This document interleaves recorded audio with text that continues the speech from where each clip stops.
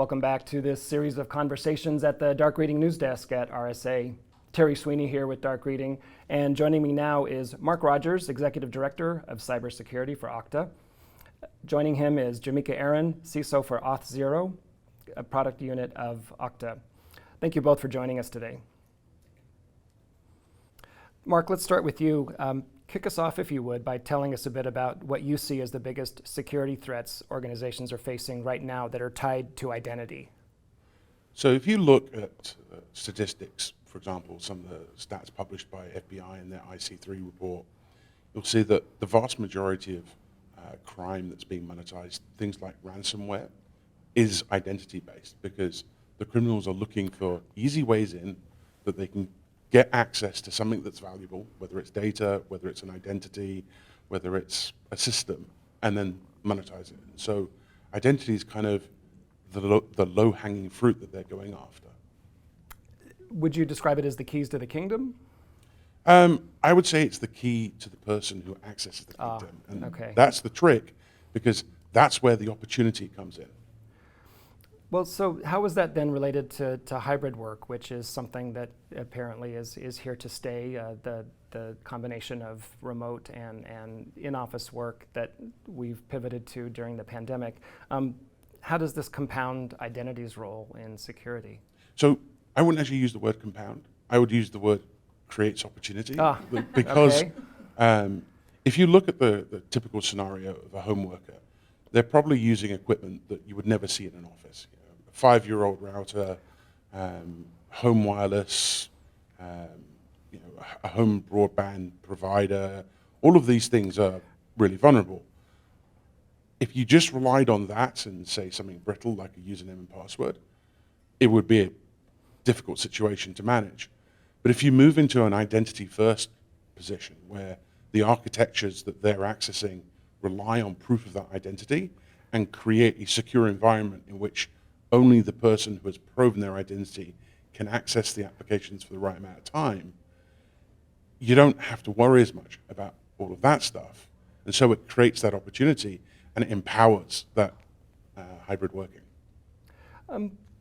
So we hear a lot about zero trust. It's entered the vanguard of marketing for sure. Can you talk a little bit about the role of zero trust? Does some sort of zero trust implementation really increase efficiency and reduce risk? Just curious from both your perspectives, both Marc and Jameeka. Oh, Jameeka?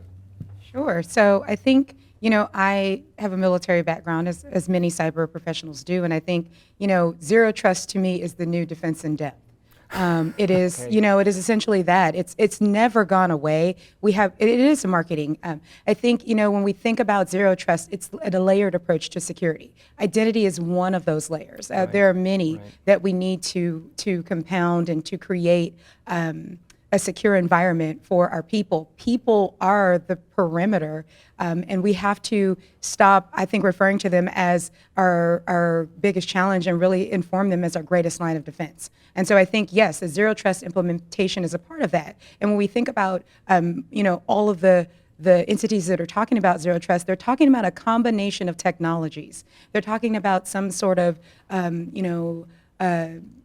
identity management tool like Auth0 or Okta. They're talking about the IP hoster, IP-based controls. They're talking about really getting in there where the user is at the endpoint and putting the security there and then layering it back to our enterprises. And so I think that a zero trust implementation is the right implementation, but I think that the way that it's implemented for each community is going to be a little different. And I think that's what we have to work through. We don't really have a standard at this point. We're working towards understanding how do we do this.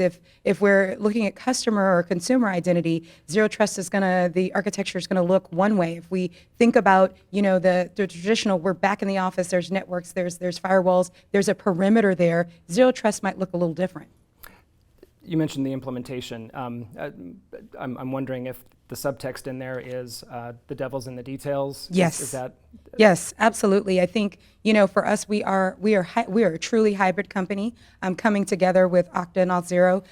Not because of COVID. Auth0 was always always a remote company, and so when COVID hit, Auth0 wasn't in a rush to protect the at-home employee, we were already all at home.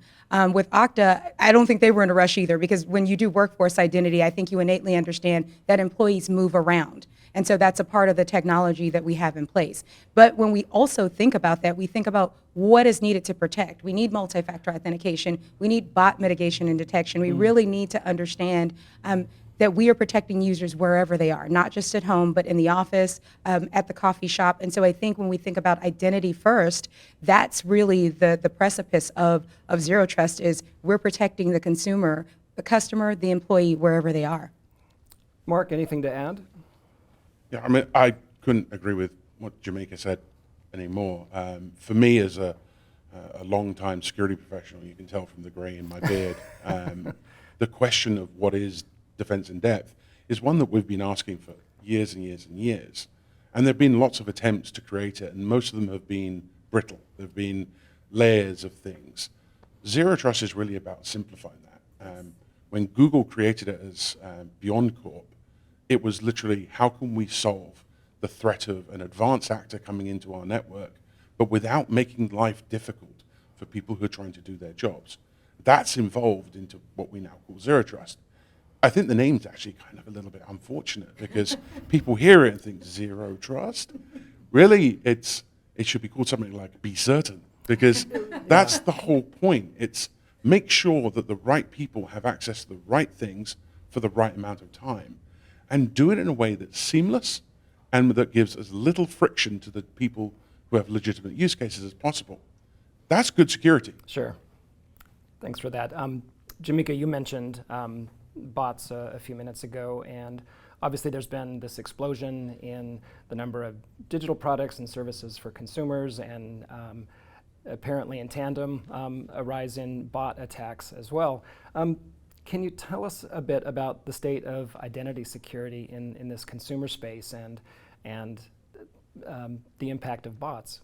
Sure. I think one of the greatest things about being a product CISO is that you really are on the front lines for your customers. And so we get to see what's happening in the space every day. And some of the things that we're seeing, multi-factor authentication is still, I think, one of the best lines of defense that we have, but it's one that bots are really rapidly understanding how to defeat with brute force as well. Okay. So really understanding how to do multi-factor authentication bypass.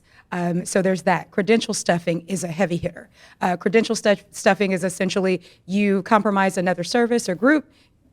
People, by nature, reuse passwords. You take those passwords and you use them against another company or business to successfully log in. And so there's credential stuffing out there. We're seeing tons of that. The work that we're doing is really to automate the process of understanding, ingesting the data around credential stuffing attacks, and doing automated resets for our customers once we understand that the credentials have been compromised. And then I think fraudulent registration is another big heavy hitter in the consumer space, where we're understanding that with these bots that are being used to massively register users, it's overwhelming the resources and ultimately collapsing those resources. And so those are the three kind of heavy hitters in the customer identity and access space, and that's the work that I think we all are doing to really understand. Bot mitigation is incredibly difficult. It takes a lot of threat intelligence and analytics to really understand, get our arms wrapped around the work that has to happen.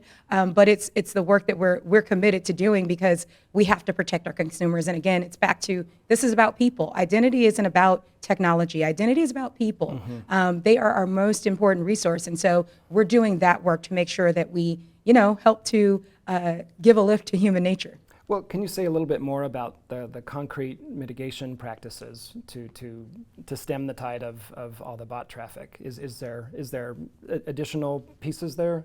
Yeah, so I think I kind of, with those three kind of things that I talked about, I think multi-factor authentication is the best line of defense that we have against our bots, because it is essentially, and when we think about that, add-on adaptive authentication. So it's the idea of multi-factor authentication, but also with this artificial kind of intelligence, business intelligence that's driving it. So as soon as we understand that there's a potential for a bot attack, or you've moved from your office to to a hotel, we start adding additional factors of authentication. We add in CAPTCHA. We're adding in this frictionless experience. So when we think about other things that will help us, password lists, login lists. So really, we're adding on technologies that help us combat bots, but also don't increase friction for the user. Because we know that if we continue to increase friction, the users are going to just start to bypass all of the techniques and tactics that we have in place.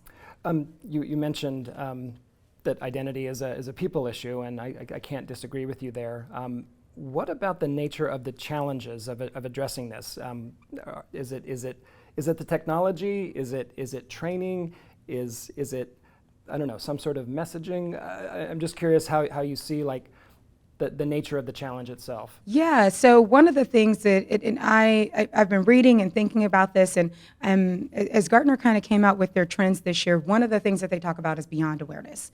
And it really is this culture of making our people our first line of defense. Beyond awareness isn't any one thing, but it is people-centric, it's employee-centric, and it's essentially saying that we've got to continue to do all of these different actions to educate our users. So we've got to put tools in their hands, like we have to make sure that we move into a passwordless space, which means that it doesn't mean you don't have a password, it means that you have a tool that helps you facilitate it. We've got to also look at some of the better technologies that help reduce friction, like biometrics.